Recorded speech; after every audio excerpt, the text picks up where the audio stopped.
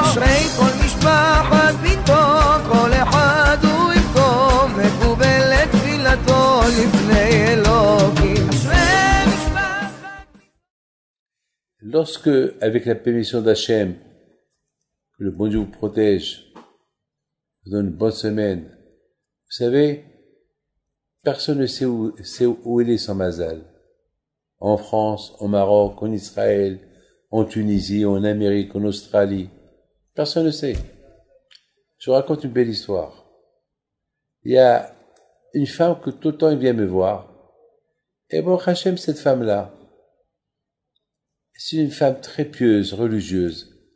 Mais chaque jour, elle vient pour des brachot. Et j'ai eu d'appel pour elle. J'ai vu que j'ai pas réussi à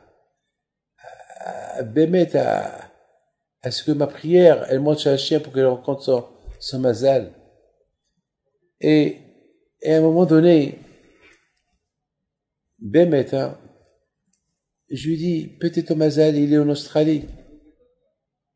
Elle me voit, elle réfléchit. L'Australie, elle était en France. Comment l'Australie? Je l'ai plus revue.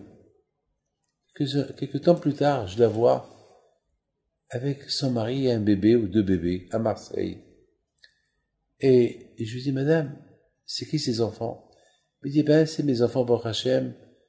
Ben, j'ai fait ce que vous avez dit. Je suis parti en Australie et je l'ai rencontré. Voilà, on s'est mariés, on a des enfants. Moi, je suis pas un prophète. Moi, simplement, c'est une phrase qui est sortie de ma bouche. C'est tout. C'est tout. Pour vous dire, mes amis, que personne ne sait où il faut prier. Il faut prier. Pour qu'on se trompe pas, on marie pas la femme qui n'est pas dans notre mazal. Il y a un jour un monsieur qui vient chez moi, malheureusement, sa femme, malheureusement, elle a fait une bêtise. Et ce monsieur-là, il s'est rendu compte. Donc, ils ont divorcé. Et un jour, le pauvre vient chez moi. Il me dit, c'est dur pour moi de vivre seul. Voilà, ma femme m'en a divorcé. Elle veut plus des enfants. Voilà, je suis avec eux. Mais qui va s'occuper d'eux? Et le pauvre, quelqu'un qui dit, est-ce qu'Hachem, pour qu'Hachem, il m'aide à ce que je retrouve ma vie, parce que vraiment je suis malheureux, parce que j'aimais ma femme, elle a fait ce qu'elle a fait, je peux plus être avec elle, elle aussi elle veut pas être avec moi, donc on a divorcé, elle m'a même donné des enfants. Quoi faire? Je donne la parole d'honneur, j'ai eu de la peine pour lui. Lui il sort, j'ai fait une bonne bracha du fond du cœur.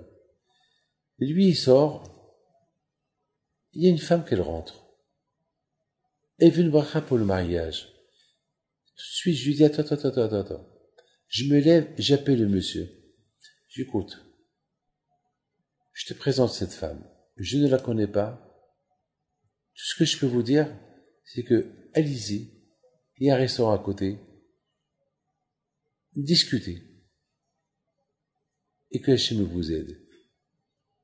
2 heures plus tard, eux, ils sont revenus chez moi. Rabbi David, c'est toi qui nous as fait le chidor.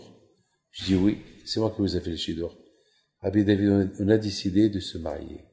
Grâce à Dieu, ils se sont mariés et ils ont aujourd'hui 4 ou 5 ou 6 enfants. Le mazal, ils sont super heureux, super contents. La bataille de mazal, il ne descend pas du ciel. Le mazal, il faut prier. Regardez, Yitzhak Abinu, comment il a rencontré sa femme. Yaakov Abinu, il va à Lavan, chez Lavan, son oncle. Et voilà Rachel qu'elle vient, avec son troupeau. Et dès qu'elle a vu la Rachel, elle a vu, c'est elle son mazal. Il y avait là-bas un puits. Et ce puits-là, il y avait là-bas une grande pierre, un bouchon. Il a enlevé la pierre, il a enlevé le bouchon du puits pour que tout le monde puisse venir et boire du puits de l'eau. Parce que le soir, il couvrait la pierre, il couvrait le puits avec une grande pierre. Il couvrait le puits avec une grande pierre. Je me suis posé la question. C'est quoi qu'est-ce que cela signifie, la pierre et le puits? Bon. C'est écrit dans la Torah que ils mettaient la pierre sur le puits pour que personne ne puisse boire, parce qu'il n'y avait pas assez d'eau, et rien qu'une fois par jour, le matin ou le soir, et que tous les hommes qui avaient là-bas, ils venaient enlever la pierre. Et après, ils vont remettre la pierre. Mais Yaakov, c'était un homme fort, et c'est lui qui a enlevé la pierre, comme qu'on enlève un bouchon d'une bouteille. Mais qu'est-ce que la Torah me raconte là? Mes amis, vous savez c'est quoi? Parfois, le mazal, il est fermé, comme une bouteille avec un bouchon, que si tu as pas le tire-bouchon, tu peux pas enlever le bouchon. Le mazal, parfois, il est attaché. Mais lorsque tu pries bien, eh ben, tu enlèves le bouchon, tu ouvres ton mazal. C'est ça, mes amis. Regardez Yaakov Avinu. Qui aurait pu penser que Yaakov Avinu, il est marié 4 Tzadkaniot, Léa, Rachel, Bilha, Zilpa. Il était pauvre. Qui va le voir? Qui va le voir? Tu pries et tu rencontres ton mazal. Qui va accepter un pauvre?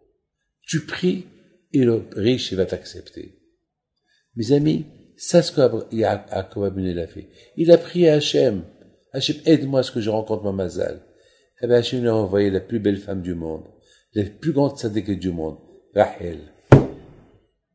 Et, tout de suite, on a vu, il y avait une pierre, et il a enlevé la pierre tout seul du puits, comme un homme qui enlève un bouchon de la bouteille, sans difficulté. Et c'est ça la réponse. Lorsqu'on prie, on casse le bouchon, on casse ce qui empêche le mazal de venir, et tu rencontres le mazal. Mais il faut prier. C'est ce qu'on apprend. C'est ce qu'on apprend de Yaakov Avinu. Avec la prière, on approche le mazal le plus rapidement possible, et on casse la pierre, on enlève le bouchon de la bouteille que le bon Dieu protège jamais.